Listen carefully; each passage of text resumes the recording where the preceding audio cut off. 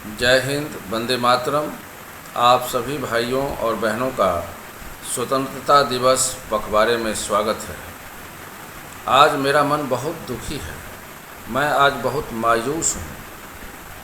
दुखी मन इसलिए है, बल्कि दुखी ही नहीं, मैं काफ़ी खुद को शर्मिंदगी महसूस कर रहा हूँ, क्योंकि मैं आज तक इस उम्र तक अपने प्रांत के जो सबसे बड़े स्वतंत्रता सेनानी थे, जिनकी मैं बात कर रहा हूँ आज, जो 7 स्टूडेंट्स थे, the 7 students, the 7 youths of Bihar, जिन्होंने बलिदान का स्वर्णिम इतिहास रच दिया था, उनको मैं भी नहीं जानता था।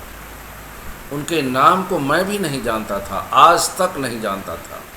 मैं आपको बड़े ही स्पष्ट शब्दों में बता दूं कि ये मेरे लिए इससे बड़े शर्म की बात हो नहीं सकती थी। इतनी उम्र के बावजूद मैंने अपनी अच्छी पढ़ाई लिखाई की है, मेरी पढ़ाई लिखाई अच्छी हुई है, मैं प्रोफेसर रहा हूँ। But let me tell you very frankly कि even I really didn't know the names of these greatest freedom fighters of Bihar. ये कितने शर्म की बात मेरे लिए है। मुझे नहीं पता कि आप लोगों को इनके बारे में जानकारी है भी या नहीं है। आज मैं आप लोगों से चर्चा करूंगा और मैं आपसे पूछूंगा कि क्या ये जो 7 हमारे स्वतंत्रता सेनानी थे, 7 महाबलिदानी थे, जिन्होंने अपनी कुर्बानी देकर महात्मा गांधी के करो और मरो को अक्षरशः सत्य किया था। महात्मा गांधी का एक ही नारा था, डू और डाई, करो या मरो। हमारे इन 7 विद्यार्थियों ने करो भी किया और मरो भी किया, और इतिहास में इन बच्चों का नाम तक दबा दिया गया। कितने शर्म की बात है। होना तो ये चाहिए था कि संपूर्ण भारतवर्ष में इन 7 छात्रों का नाम आकाश में जैसे सप्तऋषि टिमटिमाते रहते हैं, ऐसे होना चाहिए था हमारे स्वतंत्रता संग्राम में। लेकिन संपूर्ण भारतवर्ष की बात तो आप भूल जाइए, बिहार के लोगों को भी पता नहीं है। यह कितनी लज्जा की बात है। क्यों ऐसी शर्मिंदगी हमें उठानी पड़ती है? मुझे तो बहुत अफसोस होता है, कैसे कैसे लोग हमारे नेता रहे हैं, कैसे कैसे लोगों के साथ हम लोगों ने अपना संबंध बनाया है, जो आज तक जो सबसे बड़े होने चाहिए थे, जिनका कद स्वतंत्रता संग्राम में सबसे ऊंचा होना चाहिए था, आज उनके ऊपर मट्टी डाल दी गई है, इतिहास में ढक दिया गया है। क्या आप जानते हैं, आपको शायद पता भी न हो कि ये देवी पद चौधरी कौन थे,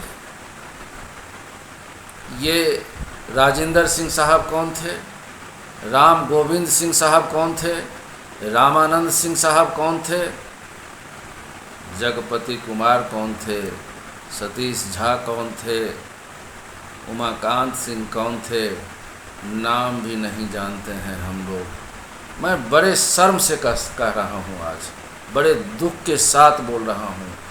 11 अगस्त का दिन था, 9 अगस्त से अगस्त क्रांति शुरू हुई थी, और अगस्त क्रांति को सबसे बड़ा निर्णायक क्रांति माना गया है। अगर भारत को स्वतंत्रता मिली है तो इस निर्णायक अगस्त क्रांति के बदौलत। और इस अगस्त क्रांति का जो संग्राम था, क्रांति जो थी, इसको सफल बनाने वालों में ये बिहार के 7 नौजवान थे, जिनके योगदान की भूरी भूरी प्रशंसा होनी चाहिए थी हमारे इतिहास में। लेकिन आज तक मैं नहीं जानता हूं कि आपको पता है भी या नहीं है, लेकिन सिर्फ एक जिक्र था कि बिहार के 7 बच्चे शहीद हो गए। वाह, इतने मात्र से काम चल जाएगा क्या? इनका योगदान, इनका बलिदान बस 2 पंक्तियों में सिमटा दी जाएगी? अरे होना तो ये चाहिए था कि इन बच्चों के, इन योद्धाओं के, महायोद्धाओं के घर घर में होना चाहिए था स्मारक, तीर्थ स्थल, स्वतंत्रता संग्राम का तीर्थ स्थल होना चाहिए था। हमारे देश के राष्ट्रपति, प्रधानमंत्री, ऐसे बड़े बड़े लोग, विदेश से बड़े बड़े लोग जब भी आते तो इनको सम्मान करते, इनके ऊपर श्रद्धा सुमन चढ़ाते। इन 7 युवकों के कारण हमारे बिहार का नाम गौरवान्वित होता।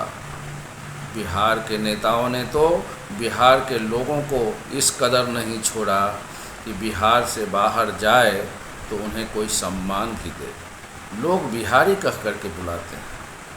बिहारी का मतलब मजदूर या मूर्ख व्यक्ति से किया जाता है, जबकि बिहार के लोगों का योगदान स्वतंत्रता संग्राम में सबसे बढ़ चढ़ करके रहा है।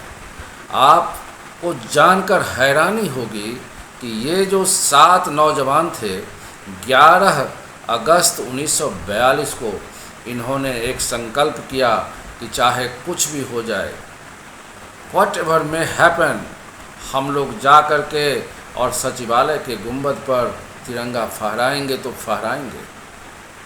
इतना बड़ा जुनून, इतना बड़ा कलेजा कांप जाएगा किसी को। केवल दृश्य का सिर्फ एक इमेजिनेशन करे, परिकल्पना करे कि ये कैसा दृश्य रहा होगा।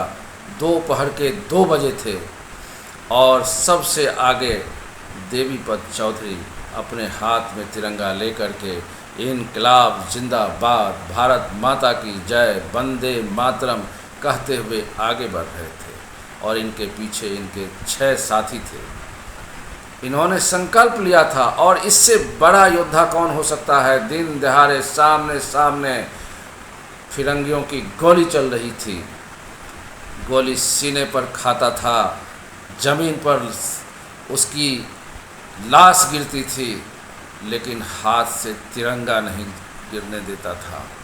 देवीपत चौधरी साहब को गोली लगी तो उनके पीछे राम गोविंद सिंह साहब खड़े थे। उन्होंने झट से तिरंगा को अपने हाथ में लिया, गोली खाई।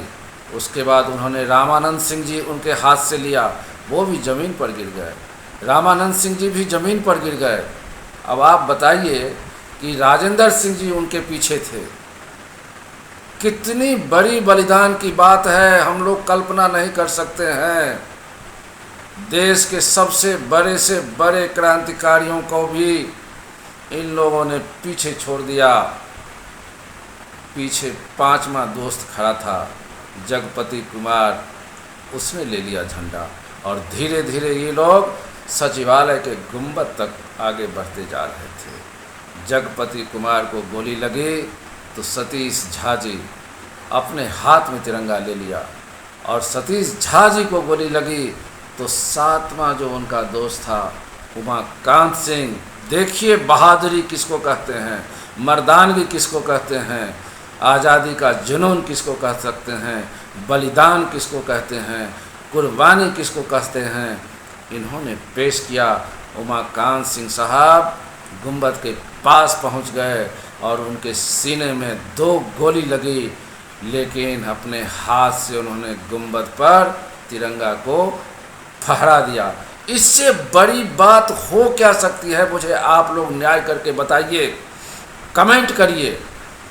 बिहार के निकम्मी सरकार को आप लोग समझाइए कि इन 7 बच्चों के बारे में भारत सरकार से बात करके इनका जो जगह है, इनका जो स्थान है वो आसमान में है। सबसे ऊंचे स्थान पर इनका नाम होना चाहिए। और बिहार में 7 जगह, 7 गांव में इनके लिए तीर्थ स्थल, स्वतंत्रता दिवस तीर्थ स्थल बनना चाहिए कि नहीं बनना चाहिए। इनसे बड़ा कोई बलिदानी हो सकता है? आप बताइए हमको, न्याय आपको करना है। आप मुझे कमेंट करिएगा। इन 7 बच्चों के नाम मैंने आपको बताए हैं, आप इन 7 बच्चों का नाम मुझे लिख करके कमेंट करेंगे तो मुझे बड़ी खुशी होगी। मुझे लगेगा कि मेरा छोटा सा एफर्ट थोड़ा सा कामयाब हुआ। आप लोग हमसे जुड़े रहिए। मैं इसी तरह की बातें आपसे करके आपको जगाता रहूँगा। मेरे चैनल को ज़रूर सब्सक्राइब करिएगा, अपने दोस्तों से भी करवाइएगा, शेयर करिएगा और कमेंट्स ज़रूर दीजिएगा। आज के लिए इतना ही, फिर आगे हम लोग चर्चा करेंगे। तब तक के लिए जय हिंद, भारत माता की जय।